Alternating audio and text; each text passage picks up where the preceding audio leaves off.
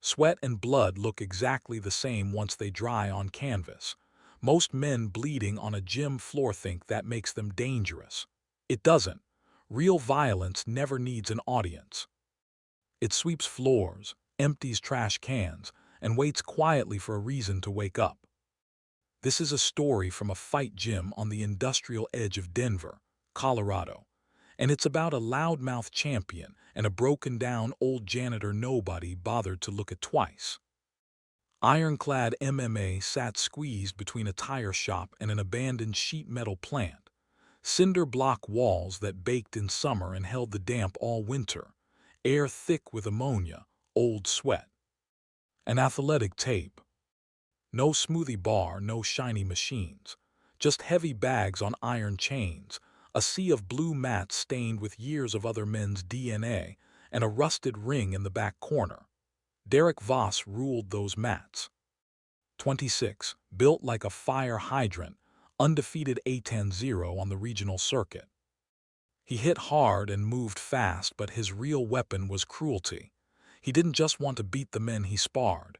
He wanted to humiliate them, and he needed an audience for it. Custom rash guards, cauliflower ears on display like medals, swaggering across the canvas like a man terrified someone might notice he was ordinary underneath it all. Nathan Cole noticed anyway.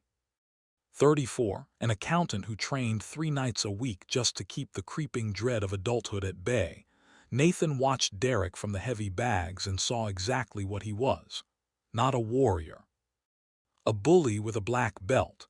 "Keep your hands up, fresh meat," Derek barked one evening, sparring a college kid who couldn't have weighed more than 140 pounds soaking wet. The kid was gassed, arms heavy.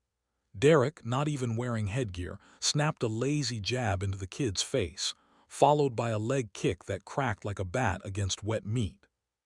The kid stumbled and Derek grinned, glancing around to make sure the room was watching. "Give me something," he said, and threw a right hook he only half pulled. Knuckles caught the bridge of the kid's nose. Blood sprayed across the mat and the kid dropped to one knee, eyes watering. "Time," Derek announced, hands raised like he'd won a title. "Somebody get this guy a tissue and clean up my mess." He spat his gloves onto the floor and strutted toward the water fountain without a backward glance. That's when Earl stepped out of the shadows near the lockers. Nobody at Ironclad knew Earl's last name. He was just the night janitor, late 60s, thin gray hair, faded work pants, a limp dragging his left leg with every step. He moved like nothing in the world could rush him, knelt by the blood, sprayed, waited 3 seconds, wiped, folded the towel to a clean side, wiped again. Unimpressed by all of it, even when 300 pounds of muscle slammed into the cage fencing 6 feet away. "You missed a spot, old man," Derek called out, chugging from a water jug. Earl didn't look up. He finished, stood, and dropped the towel in the biohazard bin. "Hey, deaf and slow," Derek stepped closer. "I said you missed a spot." Earl turned.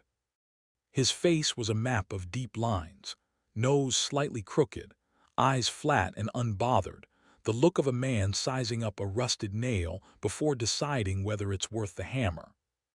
"It's clean," Earl said, voice like gravel under a tire, and shuffled back toward his supply closet. A few guys near the bag snickered.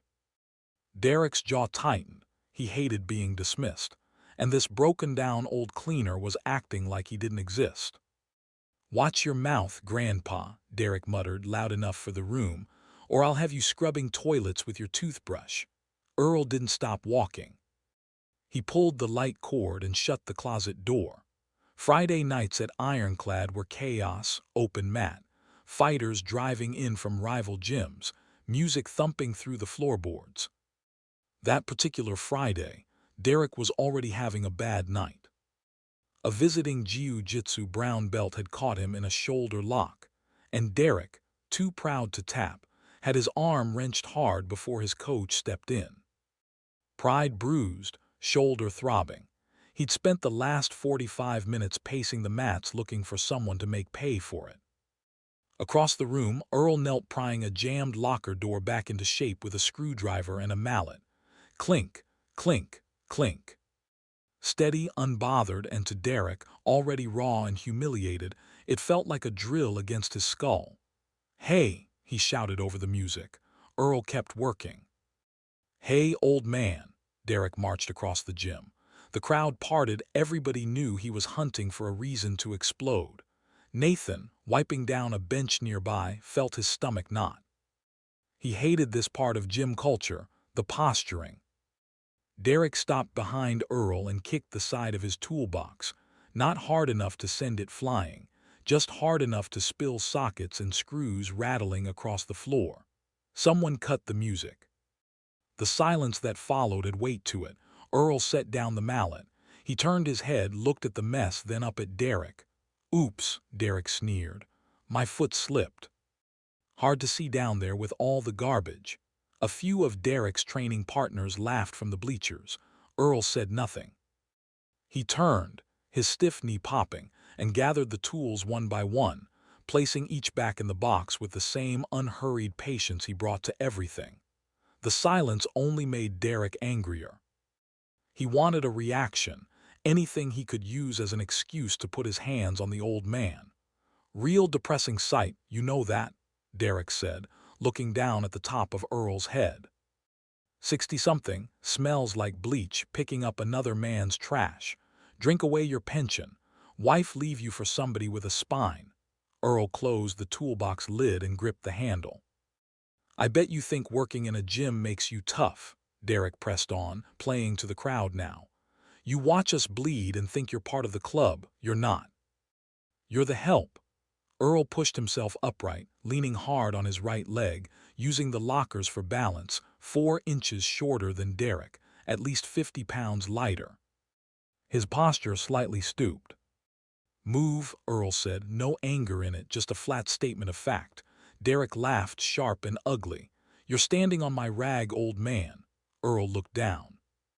Under Derek's bare foot was a frayed gray shop rag. "Lift your foot. Make me." Derek spread his arms, chin dropping into a fighting stance. "Show me that old man's strength." "Give me a reason." Nathan stepped forward from the racks. "Come on, Derek, leave him alone. He's just doing his job." "Shut up, Nathan," Derek snapped, eyes still on Earl. "This is between me and the janitor." Earl sighed, slow and tired, looked around the silent gym, then at Derek's sternum and said quietly, "I don't have time for this, son. I've got a locker room to finish before midnight." He bent to grab the rag anyway, reaching out with his left hand. It was the excuse Derek had been waiting for. But what happened in the next 3 seconds would end Derek's reign at Ironclad for good. And it would start with Earl's hand never even making it to the floor. Derek moved fast, snatching Earl's outstretched wrist. "Gotcha," he hissed, yanking upward, expecting the loose resistance of a startled old man he could toss backward for the room to see. Instead, his hand hit something like a chain-down piling. Earl didn't pull back, he stepped into the pull.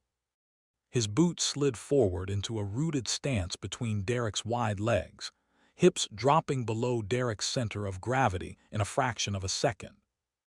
Derek's eyes flickered with confusion. He had the wrist, but somehow no leverage at all. "Watch this, standing Kimura," Derek shouted, more to save face than anything, twisting to force the arm behind Earl's back. Earl's expression never changed. As Derek twisted, Earl rotated the trapped wrist a fraction of an inch, turning his palm inward, and his free hand rose without hurry, like a machine pressing a stamp. It didn't punch. It didn't slap. It slid over Derek's knuckles and isolated a single digit. His thumb. To Nathan, watching from 10 feet away, it looked like nothing at all, like the old man had simply patted Derek's hand. Earl's thumb locked over the meat of Derek's hand. His thick, scarred index finger curled around the hyperextended middle joint of Derek's thumb. No muscle, no heaving.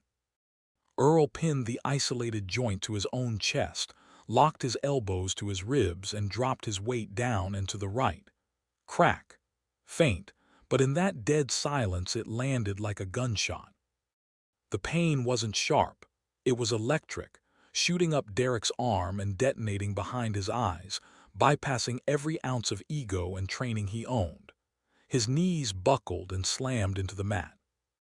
What came out of his mouth wasn't a roar. It was a high, wet gasp of pure panic. He knelt there, hips twisted, face inches from the rag he'd been grinding under his heel a minute earlier, arm caught in the vise of an old man's chest. Earl stood over him, still, unhurried, breathing normally, his face as bored as it had been all night. Let go, Derek squealed, slapping his free hand against his own thigh in a frantic tap-out. 30 fighters, regional champions, hardened brawlers stood frozen, staring at the undefeated star of the gym weeping on his knees, brought down by a single finger from a man who mopped their floors. Earl leaned down, close enough that only Derek could hear him. "You spent all your time learning how to hurt people," he said, gravel scraping against Derek's ear. "You forgot to learn how to break." He added a millimeter of pressure. Derek sobbed. "Please, please, it's snapping." Earl held it 3 more seconds. Then just as suddenly, he let go and stepped back. Derek collapsed forward, curling around his hand, rocking, tears mixing with spit on the mat. Earl bent down, picked up his rag, folded it neatly into his back pocket, gathered his toolbox and looked once at the frozen crowd. Nobody moved. Nobody breathed. He turned and walked toward the locker room, boots squeaking softly on the rubber. "Don't leave a mess," he said to no one in particular. The supply closet door clanged shut behind him, the loudest sound in the building. For 10 full seconds, nobody spoke. The only noise left was Derek, sobbing on the mats, cradling a thumb already swelling a deep, ugly plum. Coach Danny Reyes pushed through the crowd, 40, a former journeyman fighter running the gym mostly to cover his divorce payments, who cared more about liability than drama. "What happened?" he demanded, reaching for Derek's hand. Derek flinched away. "Don't touch it," the old man snapped it. "Earl did this." Danny looked up at the silent circle. Nobody wanted to admit they just watched an arthritic janitor fold their star fighter like a lawn chair. Nathan finally spoke. Derek stepped on Earl's rag and wouldn't move. Earl reached for it, Derek grabbed his wrist and Earl put a lock on his thumb. 3 seconds, start to finish. Danny looked at Derek without sympathy, only the cold math of lost revenue. A busted hand meant no sparring, no regional card, no ticket sales. "Get up," he sighed. "Go get it x-rayed. Either way, stop crying in my gym." Derek scrambled up, head down, all the swagger drained out of him, and hurried out, carefully avoiding the door Earl had disappeared through. The crowd dispersed in hushed murmurs. Nobody touched the heavy bags again that night. Nathan couldn't shake it. His analytical mind, the same one that spent all day hunting discrepancies in spreadsheets, kept replaying the mechanics. Derek was strong and primed. Earl was old and broken. Yet the outcome had obeyed a brutal, elegant logic. The body is just levers and pulleys, and Earl hadn't needed force, only the longest lever and the right angle. Not magic, engineering. Nathan needed to understand it, so he waited. 2 hours later, the gym was dark except for the dim security lights. Nathan sat in his car in the empty lot, windows down, watching the side door. At 1:45 it creaked open, and Earl walked out hauling a trash bag, tossed it into the dumpster, and leaned against the cold metal for a moment, rubbing his lower back. He looked old right then, the effortless machine from earlier gone, replaced by a tired man who just spent 4 hours cleaning up after younger men. Nathan got out. Gravel crunched under his shoes. "Gym's closed, kid," Earl said without turning. "Come back tomorrow." "I saw what you did," Nathan said, stopping 10 feet off, the same distance Derek had once closed without permission. Earl pulled a crushed pack of cigarettes from his pocket and lit one. "You saw a kid trip over his own ego, nothing more." "That wasn't a trip," Nathan pressed. "That was a standing wristlock counter into a thumb isolation. You locked your elbow to your ribs so he couldn't spin out, and you dropped your center of gravity before he even finished pulling. That's not luck, that's muscle memory.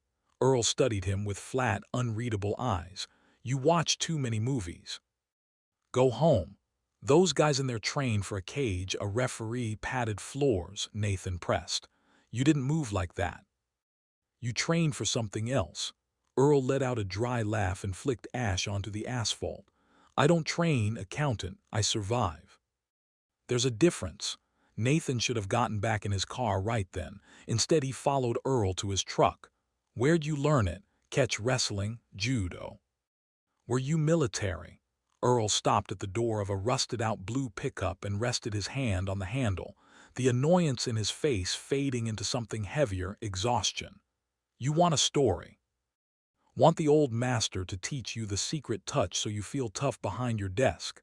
His voice dropped, the quiet janitor mask sliding off entirely. There are no secrets. There's just anatomy. And there's consequence. He held up his left hand under the streetlight, pinky missing from the second knuckle up, skin healed tight and shiny over bone. Knuckles swollen with calcium like rocks pushed under the skin, and a thick white scar running from his thumb across his palm into his wrist. 25 years working corrections at a maximum security prison in West Texas, Earl said quietly. Before that, I bounced at a biker bar outside El Paso. Nobody ever stepped in when I got tired. I fought men who had nothing left to lose, men who'd bite your nose off or slide a sharpened toothbrush into your kidney because they didn't like how you breathed. He lowered his hand. You learn how to stop a man from killing you, and you learn it fast. Which joints go first? That pain restrains better than any handcuff, but mostly you learn violence is a filthy thing. It leaves a stain bleach can't touch. That kid in there thinks hurting people makes him a man, Earl said. He doesn't know the first thing about pain, thought it was a game. Today I reminded him it's not. Will you teach me? The words fell out of Nathan's mouth before he decided to say them. Earl paused halfway into the cab and looked at him, not annoyed this time, but almost sorry for him. No, he said, because if you're lucky, you'll never need to know what I know.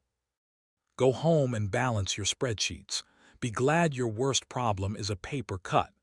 He shut the door, started the engine, and drove off, leaving Nathan alone under the flickering streetlight.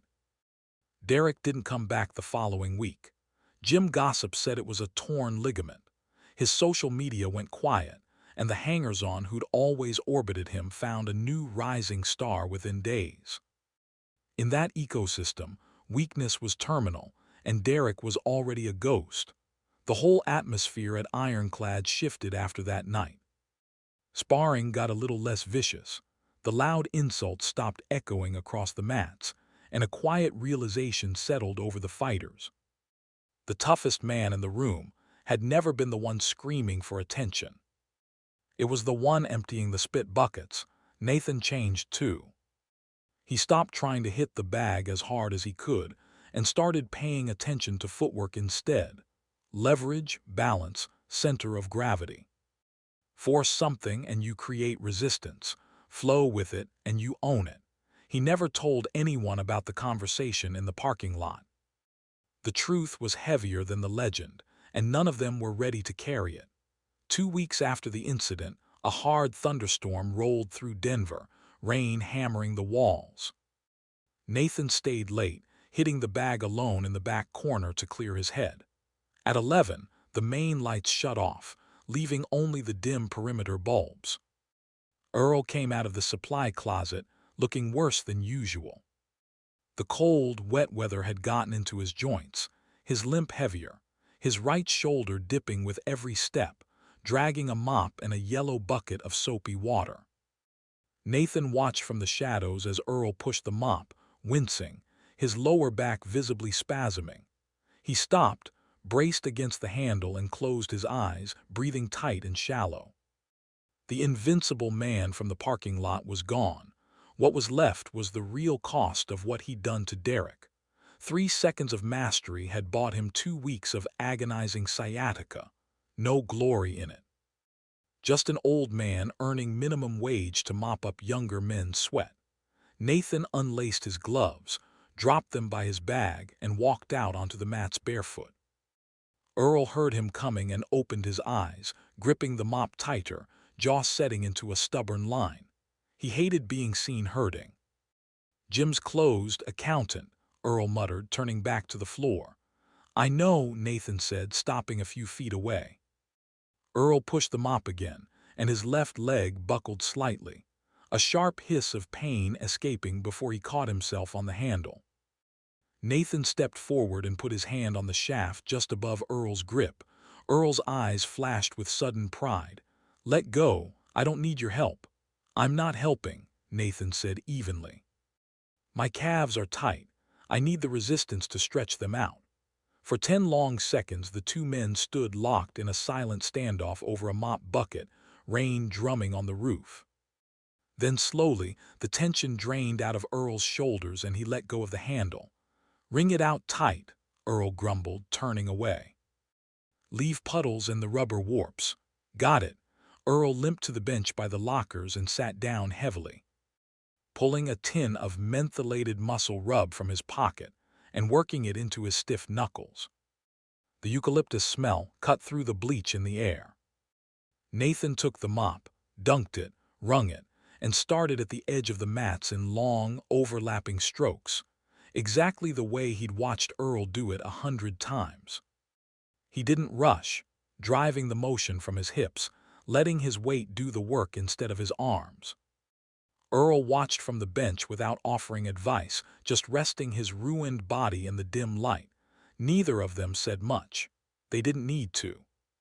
Nathan understood now that real toughness wasn't breaking another man's bones in front of a crowd. It was waking up the next morning, swallowing the pain, and going back to work because the bills still needed paying. Derek had fought to inflate his ego. Earl fought because he had no other choice. It took him 45 minutes to finish the mats. He rinsed the bucket, hung the mop in the closet, and grabbed his bag. Earl was still on the bench, elbows on his knees, staring at the clean, gleaming floor. "It's done," Nathan said. Earl nodded slowly. He didn't say thank you. It wasn't that kind of gesture. It wasn't asking for gratitude, only respect, and both men already knew it had been paid in full. Earl stood, knees popping, and pulled his keys from his pocket. "Hey, accountant." Nathan turned at the door. "Keep your chin tucked," Earl said, tapping a scarred finger against his own jaw. "You're leaving it open on the reset when you hit the bag." "A fast guy'll put you to sleep." Nathan smiled genuinely for the first time in weeks. "I'll keep that in mind, thanks, Earl." "Don't thank me," Earl said, flipping the main breaker. "I just don't want to have to clean your blood off my floor." The gym dropped into darkness except for the orange streetlight through the barred windows. Nathan walked out into the cool, wet night, got in his car, and drove home without the usual dread about Monday waiting for him. Just something steadier, something real. The world was full of loud men, trying to convince everyone they were dangerous. But the ones actually worth watching were the quiet ones, the ones who understood exactly how fragile a person could be and chose to pick up a mop instead of a weapon anyway. So, what would you have done if you were standing on those mats that night? Would you have stepped in like Nathan tried to, or stayed back and watched it play out? Let me know in the comments where you're watching from, and if this story hit home for you, hit that like button, subscribe for more, and share it with someone who needs a reminder that real strength is usually the quietest thing in the room. See you in the next one.